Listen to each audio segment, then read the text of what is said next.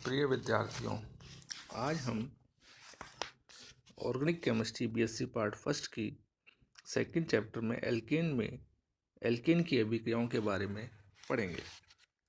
Alkene के अभिक्रियाओं में वैसे तो बहुत सारी हैं, halogenation, nitration, sulphonation, combustion, oxidation वगैरह, लेकिन हमारे इस कोर्स में मुख्यतः एल्केन का हैलोजिनेशन आता है। इसके बारे में हम इसका विस्तृत अध्ययन करेंगे। एल्केन का अभिक्रियाओं में हम देखते हैं कि यदि क्लोरीनेशन करते हैं तो साधारण ताप में इसके अंदर एक एक क्लोराइड हाइड्रोजन से क्लोरीन का रिप्लेस होता जाता है। सबसे पहले CH4+Cl2 लेते हैं तो CH3Cl मिथाइल क्लोराइड, फिर आगे रिएक्शन करने पर डाइक्लोरोमीथेन, आगे रिएक्शन करने पर क्लोरोफॉर्म और आगे का रिएक्शन करने पर टेट्राक्लोरोमीथेन प्राप्त होता है।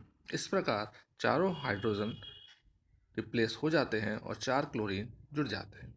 यह अभिक्रिया काफ़ी इम्पॉर्टेंट है। इसका फार्मास्यूटिकल केमिस्ट्री में, ड्रग्स में और हमारे CFC बनाने में उपयोग में आया जाता है। यह रिएक्शन फोटोकेमिकल भी हो सकती है और एनर्जी बेस्ड भी हो सकती है। इसकी इम्पॉर्टेंट बात यह है कि इस अभिक्रिया में जो चारों हैलाइड्स हैं, फ्लोरीन, क्लोरीन, ब्रोमीन, आयोडीन में कर सकते हैं, लेकिन फ्लोरीन की रिएक्शन एक विस्फोटक अभिक्रिया होती है और इसमें एक साथ चारों हाइड्रोजन रिप्लेस हो जाते हैं। इसको नियंत्रित करना इतना आसान नहीं है। जबकि आयोडीन की रिएक्शन बहुत सुस्त होती है, वह ऑक्सीकारक की उपस्थिति में ही की जा सकती है। अतः हेलोजिनेशन ऑफ एल्केन के में क्लोरीनेशन और ब्रोमिनेशन का हम देखते हैं। यदि हम भी इसकी मैकेनिज्म देखें तो हम पाते हैं कि एक फ्री रेडिकल रिएक्शन है। फ्री रेडिकल यानी मुक्त मूलक अभिक्रिया। हम जानते हैं कि 2 क्लोरीन एक सिंगल बॉन्ड के द्वारा बंधा हुआ होता है।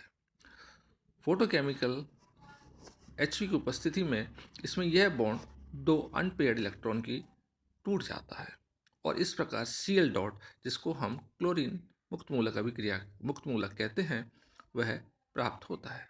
इसमें पहला स्टेप प्रोपोगेशन अभिक्रिया आरंभ करने का पद होता है।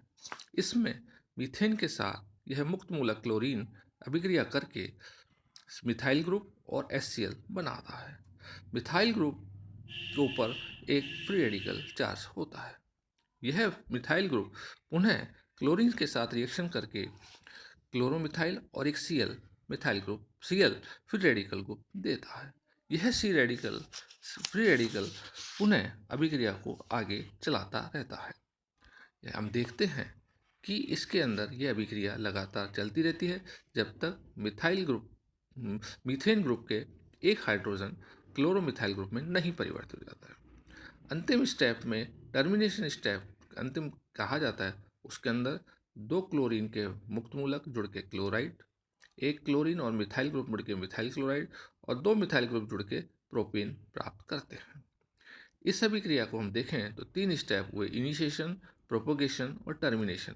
अभिक्रिया आरंभ करने वाला, अभिक्रिया जारी रखने वाला और अभिक्रिया समाप्त करने वाला। हमने देखा कि अभिक्रिया प्रारंभ करने में 2 क्लोरीन टूट के 2 क्लोरीन फ्री रेडिकल बनाते हैं, जबकि टर्मिनेशन में 2 फ्री रेडिकल जुड़कर एक क्लोराइड का अणु देता है। इस प्रकार हम देखते हैं कि यह अभिक्रिया इसके अंदर एक दूसरे से अपोजिट है। इनमें हम देखें कि हैलोजन के अंदर रिएक्टिविटी डिक्रीज में हम देखें तो F2Cl2Br2 प्राप्त होते हैं। क्लोरीनेशन और ब्रोमिनेशन एक्सोथर्मिक रिएक्शन है।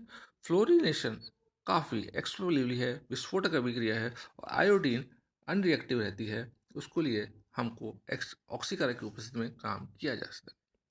हैलोजिनेशन या तो ईथर या गैस या लिक्विड फेस में ही की जा सकती है। हैलोजिनेशन का क्लोरीनेशन ऑक्सीजन एक फ्री रेडिकल ट्रैप की आवश्यकता पड़ती है, जो इस अभिक्रिया के अंदर एक आरंभ करने वाला पदार्थ कहा जाता है।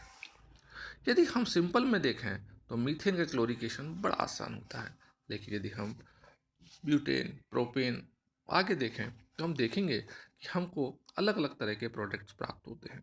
जैसे प्रोपेन में 1 क्लोरोप्रोपेन 45% और 2 क्लोरोप्रोपेन 55% प्राप्त होता है।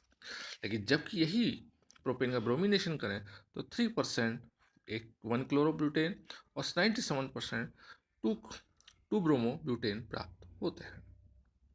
इसमें सबसे इम्पोर्टेंट बात ये देखने की है कि हम यदि अलग अलग कंपाउंड का अलग अलग क्लोरीनेशन ब्रोमिनेशन करें तो प्रोडक्ट्स अलग अलग प्राप्त होते हैं। यदि हम 3 हाइड्रोजन वाले कंपाउंड लें, जैसे हम 3 मिथाइल प्रोपेन लेते हैं तो 65 हमको 2 क्लोरो 2 मिथाइल प्रोपेन प्राप्त होता है और 35 1 क्लोरो 2 मिथाइल प्रोपेन प्राप्त होता है। तो टोटल मिलने की बात यह है कि यदि हम इसका मैकेनिज्म देखें तो हम जब पाते हैं कि सबसे पहले जो श्रृंखला आरंभ करने वाला पद है उसमें एक फ्री रेडिकल हेलोजन इस अभिक्रिया को आरंभ करता है और R33 प्राप्त होता है। हम जानते हैं tertiary free radical is more stable than secondary और secondary is more stable than primary.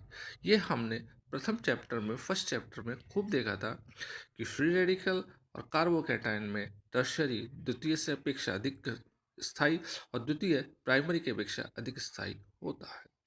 इस प्रकार हमने ये देखेंगे कि क्लोर 2 मिथाइल प्रोपेन का क्लोरीनेशन करते हैं तो हमें जो कंपाउंड प्राप्त होता है वह अलग अलग रेशो में प्राप्त होता है और ब्रोमिनेशन 1/199 के रेशो में प्राप्त होता है, क्योंकि यहाँ पर प्राइमरी और टर्शरी कार्बन हाइड्रोजन मौजूद है।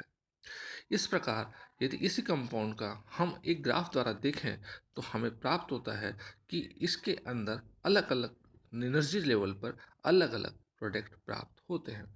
इस प्रकार यह अभिक्रिया को हम डिटेल में समझ सकते हैं। धन्यवाद।